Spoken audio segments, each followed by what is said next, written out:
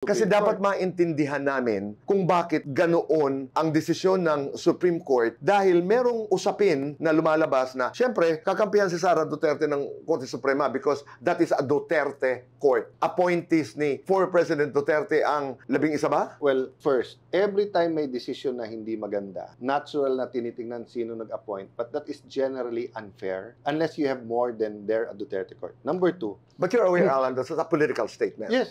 Okay. But number two, it's unanimous eh. So pati naman yung hindi Duterte nag-decide. Okay. Number three, Kuya Boy, nag-issue ba yung tinatawag nilang Duterte Court ng TRO para si Duterte ay hindi dalhin sa ibang bansa? Tingin nyo ba ano mas urgent sa Duterte family at sa mga supporters ng Duterte? Huwag ma-impeach si Sara or huwag ma-export at madala sa Hague si Duterte? Kung sana bawat galaw ng Duterte, nandyan na parang guardian angel bodyguard ang Supreme Court, baka pwede mong i-dig deeper na, sandali, tingnan nga natin mga desisyon kung bias.